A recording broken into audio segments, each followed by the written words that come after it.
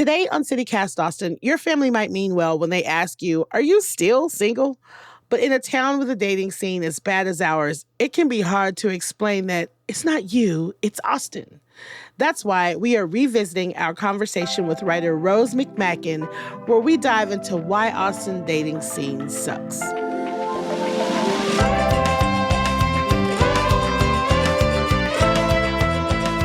It's Thursday, December 26th. I'm Nikki Devon, and this is what Austin's talking about.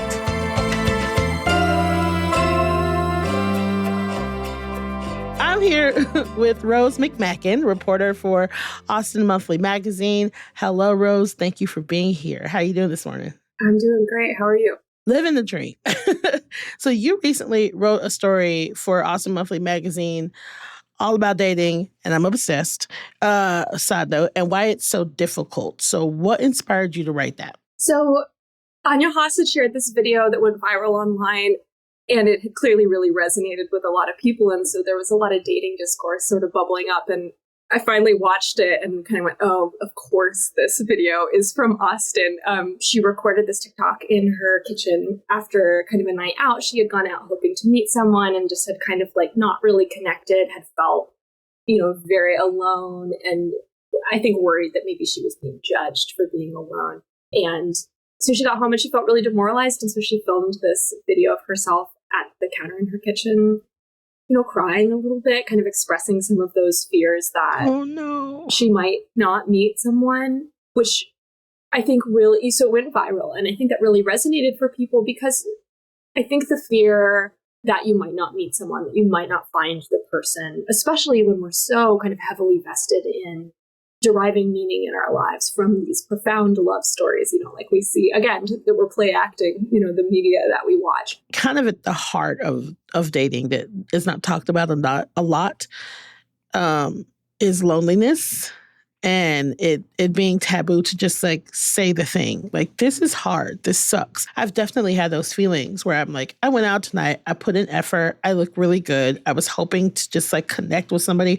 I'm not trying to find the person I'm with for the rest of my life. If that happens, great. But sometimes you just want to go out and you want to have connection and you want to just like, be treated nicely because you treat others nicely. And when that does not happen, it is hard to say that out loud, even to your friends.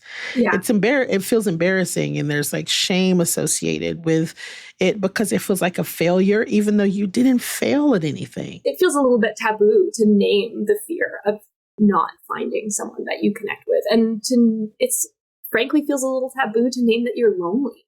And so I think the fact that she kind of said that out loud really resonated with people, and the video went viral and then inspired people to share kind of their nightmare dating stories all over the country. And people had a lot of them for sure. Yeah, you didn't fail at anything. It's just tough. Yeah, absolutely. And also the conversation about loneliness is just, vast, especially coming off of the pandemic and like, people coming off of what was a really lonely time, looking for connection, looking for some of us to get something back. And I think there's something very scary about kind of facing the fact that you can't force it or control it, that it is out of your control. That can really kind of make you feel adrift on a very existential sea, I think. Right. What is your personal role in the Austin dating scene? So I moved down here about 3 years ago from Seattle, and I lived in San Francisco before that. So I've been in a couple different dating scenes, and I've been dating off and on since I've been here. A little on the apps, a little bit of meeting people just in real life, kind of a mix. And it does feel really different from dating in those other big cities where I've lived. Why does it feel different? I think part of it I attribute maybe to just a cultural difference. San Francisco and Seattle are both just more reserved cities in general. It's very, very abnormal in Seattle for people to approach you and talk to you cold. I kind of had to recalibrate how friendly I was being when I was out in Austin, because before I knew it, I would smile at someone and get sucked into a conversation far more easily. The word that comes to mind is that it's a more kind of aggressive social scene. And I don't mean that in a bad way, but just that people are more willing to start conversations or to kind of directly pursue you or approach you in a bar or strike up a conversation, which I think can be really fun, but it doesn't also necessarily inherently lead to long-term relationships or commitment at any greater rate. I don't necessarily think. So, first of all, couldn't agree with you more. Austin, I think I'm very biased, but I think that Austin is definitely one of the most friendly. It's a friendly city. So Austin's median age is apparently 34.5. It's very specific. I've heard that, yeah. And 45% of Austinites have never been married. But what do these and other statistics tell you about what it's like to be single in Austin?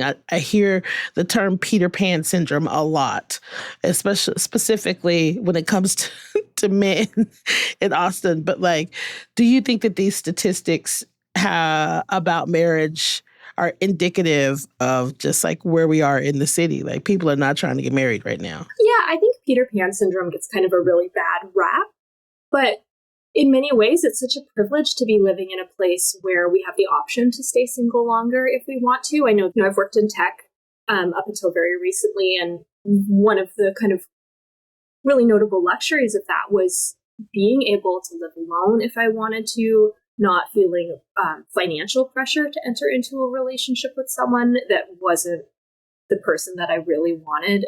And that, we often talk about that as kind of a negative thing, that we're staying single longer, but I see it as really a beautiful thing to have more options and more choice, more autonomy, the chance to be more discerning about what we want our lives to look like. And I do think that is kind of the lovely flip side of this Peter Pan culture. You could call that commitment phobic, but you could also call it kind of a broader cultural shift towards expecting more from our relationships and from marriage as an institution. I like that. So when I am single, I love it. I am a person that, I need a long leash when I'm in relationships. So being single works really well for me. But then eventually I get pulled back in by the dating apps. Yeah.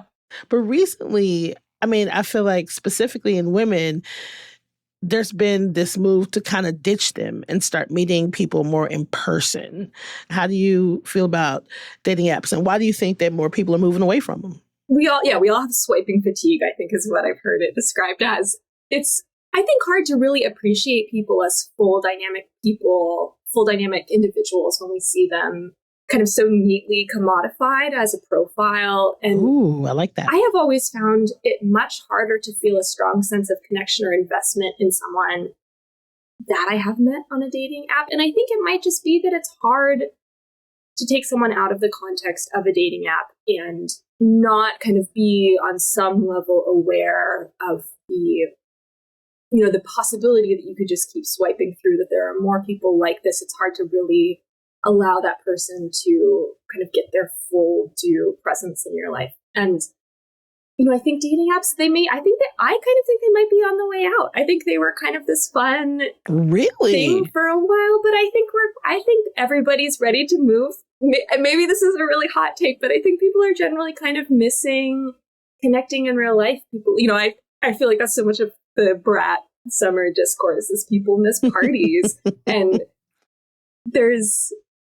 I think people just miss like real human connection that is so dependent on being embodied, and it's really hard to replicate that. What makes dating in Austin unique, aside from the fact that we're friendly and it's kind of a larger town? What are other things that are making it challenging? So I think you have a kind of this population that's super, super used to using tech. And then there's also this Peter Pan syndrome, this kind of freedom to like stay single if you want to stay single. And I see that really as being kind of downstream of the tech economy in a lot of ways. Austin takes kind of pride in this like weird Richard Linklater-esque slacker culture, for, lack of a better word, which is part of what makes Austin funky. That element of it that people take so much pride in, I think, comes from the fact that it's got a big artist population. It's got really creative people who are doing really interesting things. And sometimes that can be, when you're really immersed in those projects, when you're really committed to your creative life, you may not have as much bandwidth to be in a super committed relationship, to be a super great partner. And it can be tricky to balance those things. And I think part of what draws people to Austin sometimes is the opportunity to work in the art scene, to be a part of that hustle. And those might not be people who have dating or marriage at the top of their priority list right now, at least. I think that is a very, very nice way to say that it is difficult dating musicians. No. It's so funny to hear you say that because the slacker culture that you talk about, like, you know, from a native Austinite's point of view, sometimes it feels like we're losing that because tech is moving in. And I feel like the people that I meet have a way more kind of laid back, slacker, kind of like chilled out vibe that we have been, that we're known for a lot of the times. And I think some of it is that when you're trying to make a living as a musician here, then it just like this gig culture that it zaps all of your focus, it zaps all of your energy, and you kind of want, the musicians that I know, they want connection. They don't have time for it.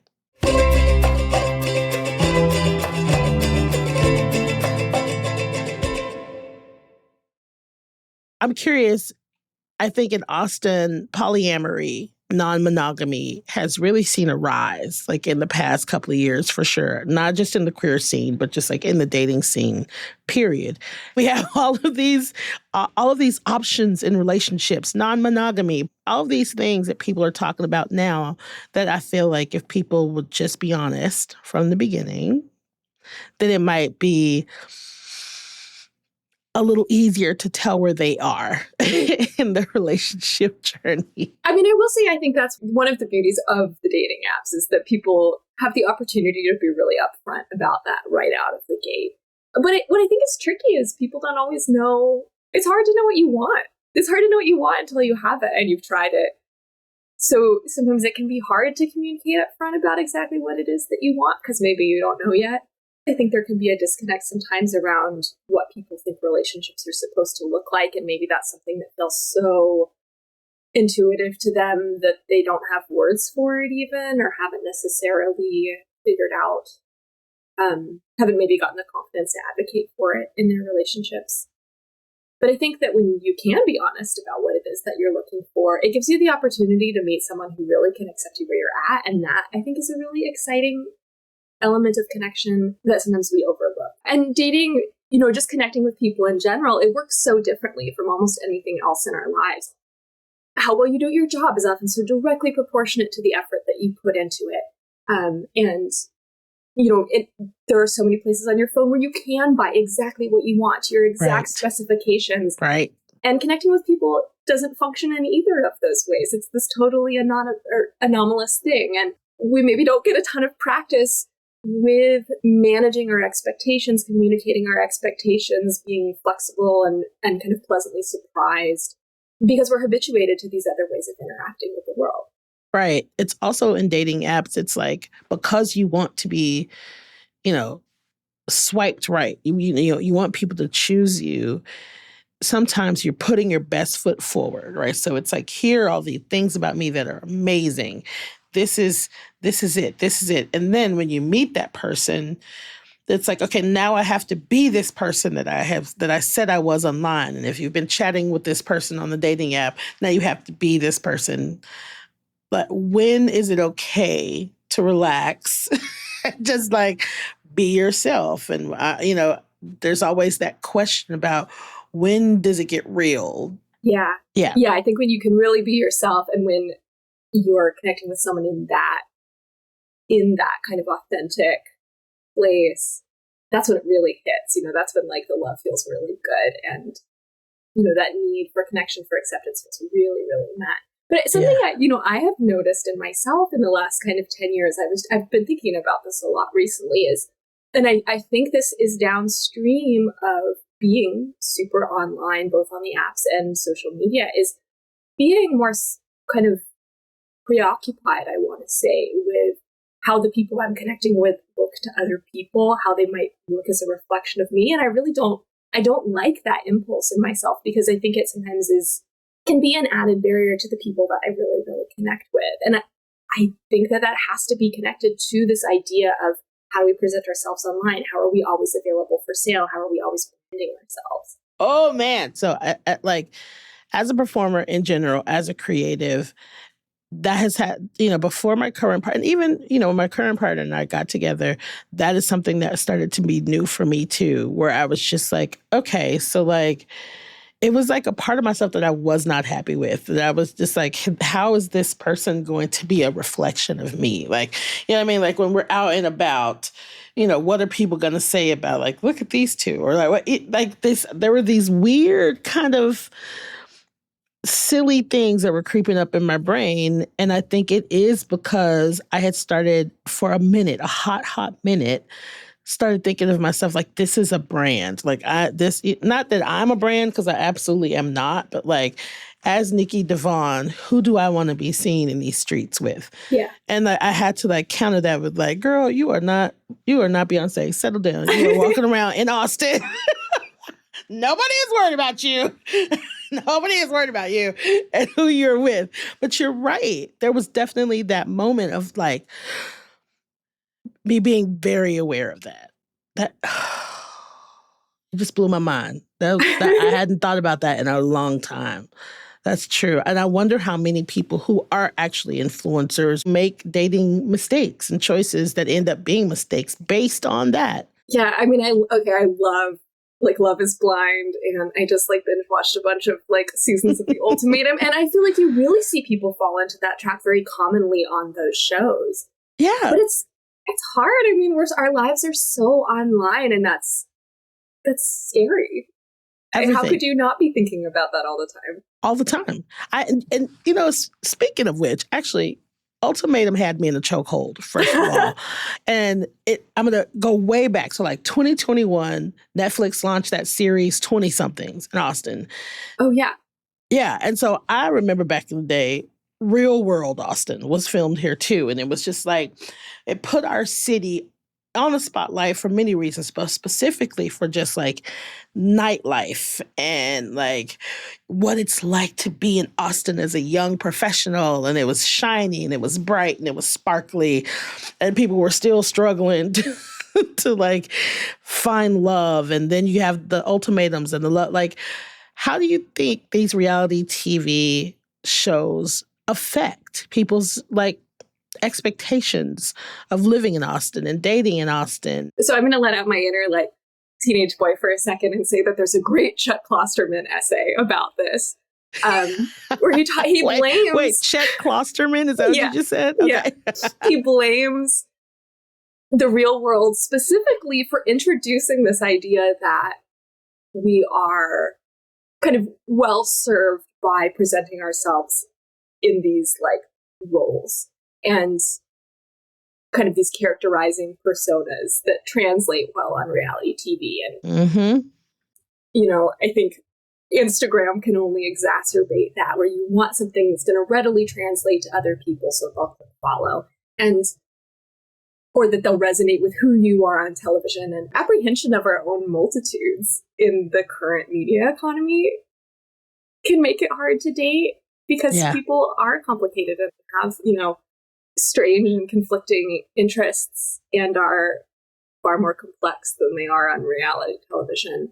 The media that we watch inherently informs our behavior. How can we not be watching these reality television shows and internalizing some idea of what relationships are supposed to look like, what our behavior in those relationships is supposed to look like, how much fun we should be having when we go out to the bars in Austin, Right. I think at a certain point, we're all kind of play acting what we've seen on television. Ooh. To some degree. Ooh, Rose. I mean, listen, I was somewhere the other day and I was dropping in someone else's conversation. It was just two younger, like, way cooler than me, young people sitting next to me. And the only reason I could hear what they were saying is because they were talking very loud, but also I'm nosy. And she said, one said, oh my God, like, how did that date go last night? And she's like, oh my God, it was so fun. It was this, it was that, it was this, it was that. It sounded like it was a good date. And then she backdoored it with, but he only has like 730 followers. And I was like, oh, are we now including are we including followers into our dating like It's like all of the things that I need out of a partner are we now including their followers in our, Yeah. prerequisites? Yeah, it's kind of this weird outgrowth of, I think, the natural attraction towards social proof. We like people who we know are liked by other people. This might be where I personally am a little weird. I'm a huge advocate for dating guys who are super, super offline.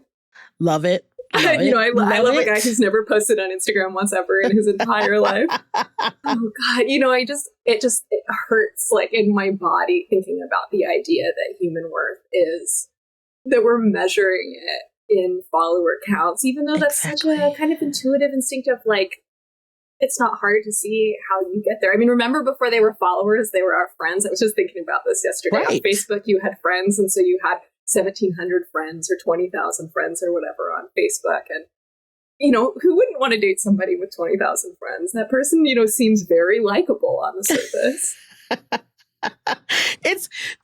But also it's like, I'm torn. I'm torn between the two. Part of me is just like, yes, date somebody that is not on Instagram. That's not. I love that. In my brain, I'm like, yes. But then the other part of me is because at this point I've been programmed. I'm like, well, how am I going to find out about them? How am I going to know about them and who they are? And it doesn't even enter your brain. You could just ask. You could have a regular conversation face to face. But we are so used to beforehand being able to just like look someone up and learn everything in your brain. You think you're learning everything about them based on their profile or based on their Twitter or right? So I definitely skirt that line. I want to be more like you, but I think I'm more on the other end. It's like, I need to know everything about this person first. Yeah. And Esther Perel, who writes about especially about sex in long-term committed relationships, has spoken a lot about that, that the amount of passion and desire you can feel towards someone is directly proportional to the amount of uncertainty that you can tolerate with them. That so much of what draws us to people is that unknowability of them. And I think, at least for me, dating maybe got a lot more fun when I was able to kind of accept that fundamental unknowability of people and accept that there were always going to be parts of this other person that were going to be strange and unpredictable to me. Which is part of the excitement for me anyways. Yeah, totally. So maybe an upside of the challenging dating scene here in Austin, and I've heard this a lot. I've read a lot of articles about the same thing, is that women have robust careers. Like the powerful single woman that's just like worried about her career, and we've moved on from this idea of that you graduate high school, you go to college, you get married, you have the dog and the 3.2 kids and the fence and Tupperware or whatever that dream used to be. we have strayed far from that. We're finding that women are single longer because they are investing in their careers, or because it's just not something that's on their radar. Maybe they don't want to have children, they don't want to get married, whatever it is. I feel like Austin has just like a plethora of single, powerful women. Do you think that plays into the dating scene here? I really strongly believe that being a successful professional woman is not in of itself a roadblock to being to finding a partner. But I think maybe to the point where we were talking about before, sometimes you have to maybe internalize the idea that the skills that serve you well in your career are not the skills that serve you well in dating. Because I think there's that expectation that the amount of effort I put into this, the amount of thought I put into this is directly proportional to the outcome. And I think sometimes trying to focus on controlling the outcome that you want can maybe get in your way with dating in a way that it doesn't in other parts of your life.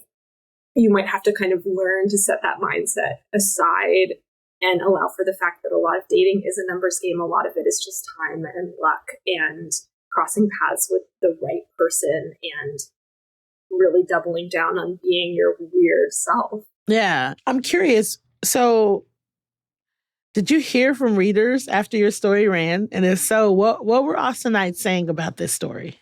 Yeah, I did. I got some really sweet messages about it. mostly for people I think who kind of needed a laugh because the morale might be low around dating.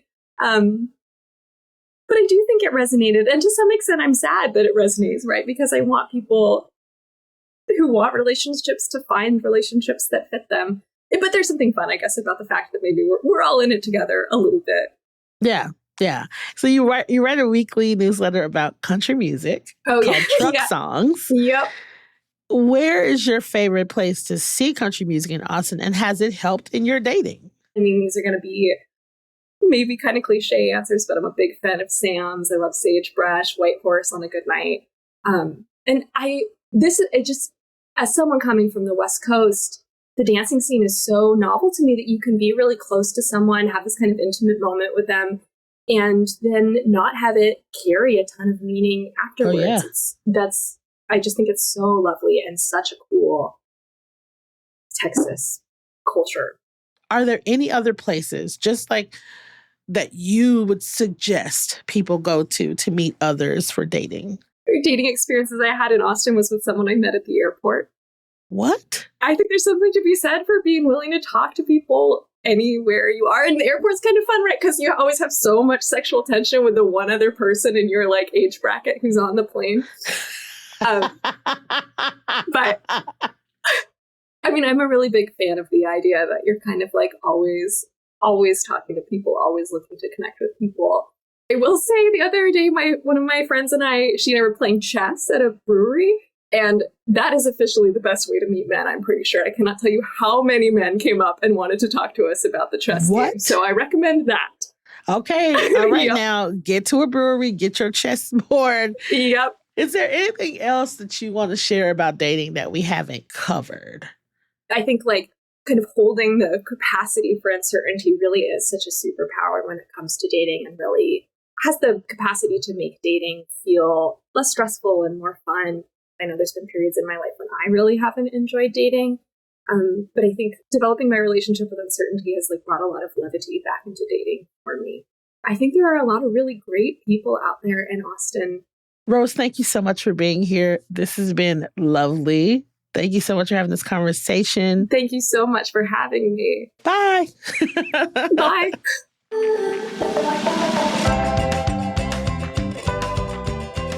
That's all for today here on CityCast Austin. You can find links to Rose's social media in our show notes.